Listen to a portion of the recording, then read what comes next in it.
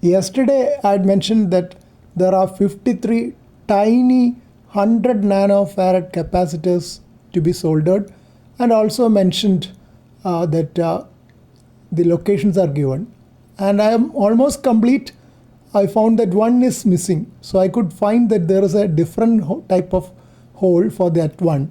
I am zooming on that. This is a rectangular slot C59, you can see, while the other ones were all oval shape slots, not the slots, the prints. Now I have fixed the last one also. This is not the number which is last, but this one I could not find out, as the shape of the slot printed on the silk screen was different. This is a large rectangle while most of them were small ovals. I am just demonstrating the checking of values with LCR meter, and also what is written on the capacitor for confirmation. That is written as 104, and value instead of 100 it's about 75 nanofarads.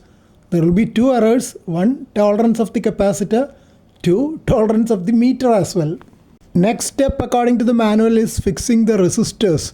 That's also a tough step because I think there are about 65 resistors to be fixed. Started off by meticulously checking the value of resistors in my LCR meter, and when there is a doubt I would also check in my digital multimeter. While most of the resistors were 4-band resistors, some of them were 5-band, like this 15K resistor.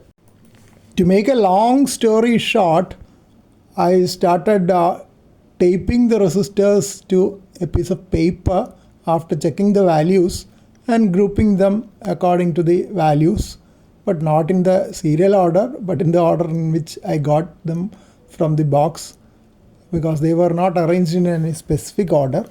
So this is how I got it. This is the method they have described in the manual.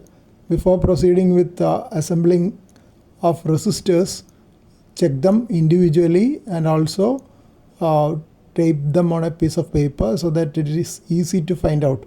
One more step they had mentioned: look at the silk screen and the bill of materials, and if possible write down the number of the resistor, that is the R1, R2, etc., what is given in the circuit.